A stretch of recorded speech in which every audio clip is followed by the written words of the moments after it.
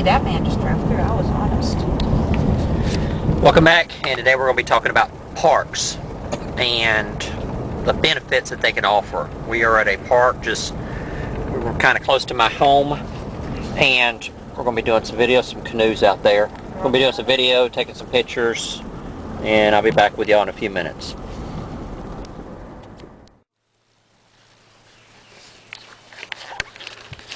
One of the benefits that parks offer is, let's say that you've got a hurricane or some type of natural disaster heading your way, or your area has been struck by a natural disaster. That's earthquakes, hurricanes, wildfires. You have to evacuate.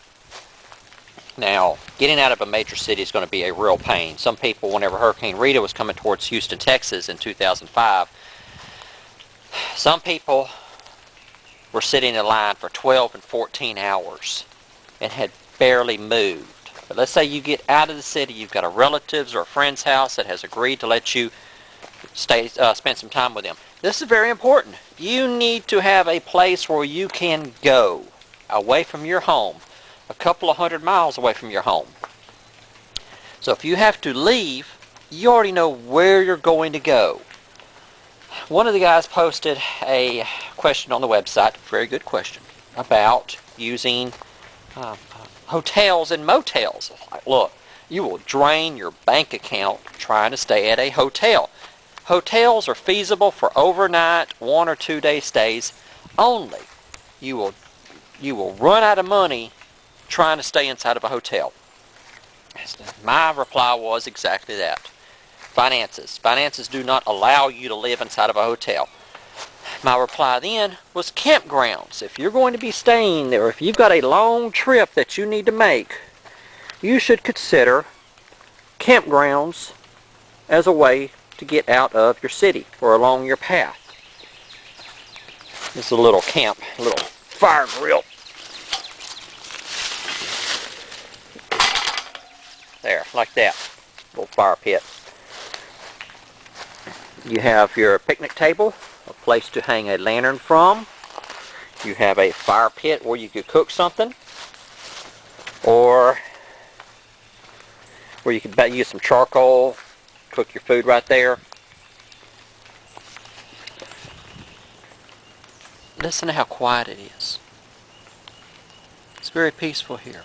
It's very peaceful. That is something else, is getting off the beaten path.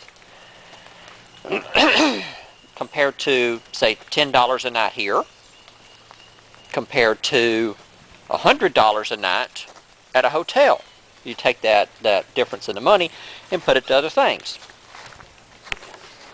My wife over there taking some pictures, if y'all can see her. And that is a lake. But utilize available resources. What is cheapest? Stay in a hotel in the luxury suite, the presidential suite, as you're leaving the city is not realistic. Spending $200 or $300, because I tell you what, if you have to evacuate, you're going to be putting that money to gas. You're going to be putting that money to gas and emergency food supplies. So if you plan on transversing or covering 300 or 400, 600, 800 miles from point A, let's say that you live, that's what's a big city everybody know, Houston, New York, LA, and you're leaving that area. Some type of natural disaster is struck and you're leaving that area. You've got a uncle, aunt, cousin, mom, dad, brother, sister that lives in, I don't know, just take a city and swing 800-mile arc. So you get out of the city. That's going to take you a full day, 2 days, depending on traffic. You still got several hundred miles to go. Know where these little campgrounds are at. So you can pull in there, give the people $15, come in here, unpack your stuff, and set you up a little camping spot. Here's another one. Picnic table, place to hang your lantern up there, little grill, just so y'all will know where we're going. That's where we were a minute ago. Think of ways to conserve. Whenever you're leaving your house, if you have to evacuate, bring as much canned goods as you can with you. A lot of people think, okay, well, I'm going to bring a bunch of steaks with me. I've got all these ribs, pork chop steaks in the freezer. I'm throw them in the ice chest. Okay, how are you going to cook them? Is that realistic? We need to be thinking of realistic stuff here. And I'm sorry, but I've heard some guys say that if there's ever a disaster, I'm going to bug out to the woods for a week or two. Okay, well, have you talked to your wife and kids about this? Come on, guys. Have a place you can go. Have a predefined destination. Already have pre-made arrangements with your aunts, uncles, cousins, brothers, sisters, second cousins, first cousins, grandfather, grandmother, anybody that you can stay with. Have alternate locations just in case they're struck by the same disaster. Have ideas of where you're going to stay. Know where these parks are at along your evacuation routes. All of this should be already planned out. You should have all these plans in place. How are we going to get out of the city? How are we going to get from point A to point B? What are the alternate routes? Where are we going to be spending the night? What about food, children, medical supplies? Not medical supplies, but prescription medications. How long do we have?